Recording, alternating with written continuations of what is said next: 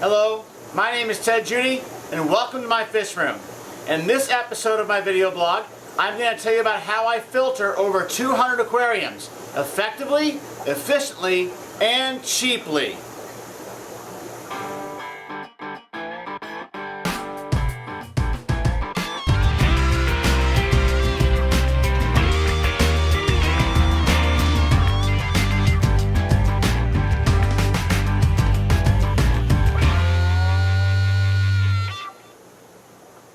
A sponge filter is an effective and cost-efficient way to provide mechanical and excellent biological filtration in an aquarium.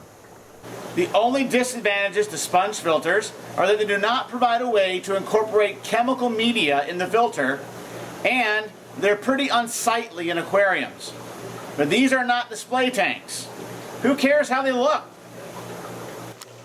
There are two basic arrangements for sponge filtration. The most common is the small sponge filter with a weighted base that sits in the aquarium. Water is drawn up the center of the sponge by air, which pulls water into the sponge from the sides. A more recent innovation is the Matan Filter, which uses a solid wall of sponge to separate a small area of the tank from the main area. Air or a water pump is used to draw water over the wall from behind the filter and push it into the main aquarium space. A Matan filter has a distinct advantage over a regular sponge filter. This is a Matan filter that has roughly 12 inches by 10 inches by 2 inches thick. It has a total of about 240 cubic inches of interior surface area on which bacteria can grow. This is a Matan filter that you might put in a 10-gallon aquarium. This is a cube filter, 4 inches on the side. It only has 64 cubic inches of interior space for bacteria to grow. So the big advantage of a Matan filter is that it's a lot more surface area for bacteria to grow. This is an important point, so I'm going to say it again. This Matan filter measures 10 inches by 12 inches by 2 inches and has a volume of 240 cubic inches of little holes and crannies in which bacteria can grow. This 4-inch cube has about 64 cubic inches of space. You need to subtract the volume of the lift tube, or just a little over 1/4 of the Matan filter's volume. And this little round filter has a sponge volume of only 35 cubic inches, or half of the cube filter. And the flow of water through a Matan filter is slower than the flow of water through a sponge filter, allowing more time for the water to be cleaned as it passes through the sponge. Here's why. Let's assume that this lift tube is moving 30 gallons of water per hour through this cube sponge filter and over this Matan filter wall.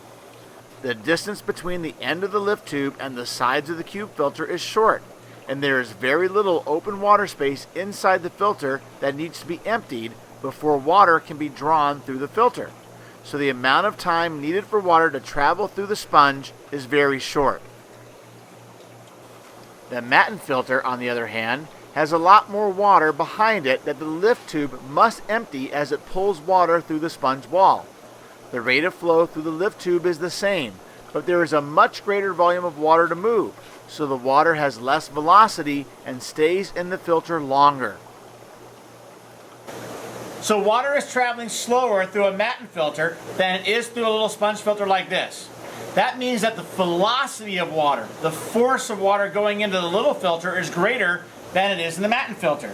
That means that this little filter can pick up particles of dirt that are heavier and pick them up faster than a Matan filter. That's great mechanical filtration. That's great biological filtration. Which one's more important? And that brings us to porosity. PPI, pores per inch. This tells us how dense the foam is. A low PPI number foam has large pores and less surface area on which bacterial cells can grow. A higher PPI has smaller pores and greater amounts of surface area. But small pores also clog up with dirt faster than larger pores do. So the large and small PPI values both have advantages and disadvantages. There's a lot of debate over what size porosity is best. But the reality is it all depends upon your use.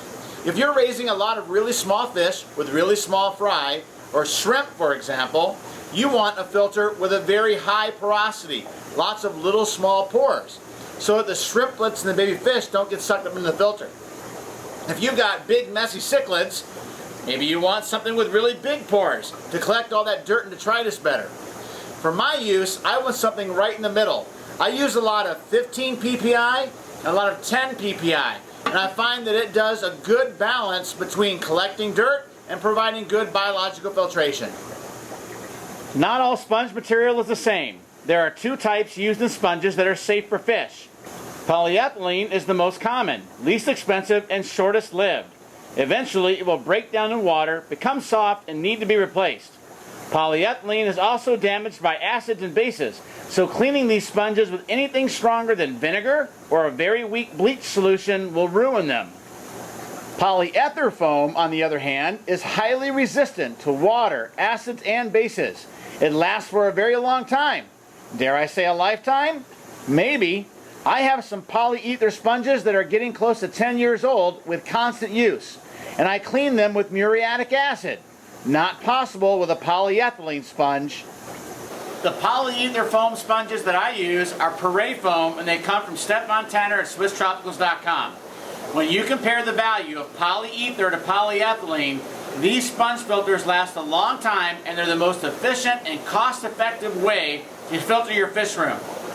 The best endorsement I can give, however, is I have 225 sponge filters running in my fish room. 198 of them are Porosity foam from Step Montana. All the others, they were free. Sponge filters do require periodic cleaning. Dirt and detritus that builds up in the sponge will reduce water flow through the filter and choke out the oxygen-loving bacteria that are cleaning the water. A sponge filter should never be squeezed. The structural strength of the filter depends upon the solid material between the pores maintaining its shape. Squeezing a sponge stretches, bends, and breaks this material, weakening the sponge and shortening its life. A physically damaged sponge filter will sag or get sucked in on itself by the pressure generated by the water flowing through the lift tube. The proper way to clean the sponge filter is to tap it against a solid surface to loosen the dirt inside the sponge, then rinse it away with water. A few cycles of tapping and rinsing will remove 90% of the detritus and refresh the filter. Chlorinated water is fine for cleaning a sponge. The beneficial bacteria inside the sponge is hard to kill, and the low concentration of chlorine in tap water will not kill very many cells. Tapping the filter and rinsing it with water will not remove much of the bacteria either, because the cells are extremely adhesive and stick to the surface area of the filter like super glue. And reducing the population of bacteria in your sponge filter on a regular basis is actually a good idea. When you take some of the bacteria out, new bacteria has to grow. And when bacteria is in its exponential growth phase, that is when it cleans the most nitrogen waste out of the water. So even if you do remove a bunch of bacteria out of your sponge filter, so long as there's some still left in it, you're doing a good thing.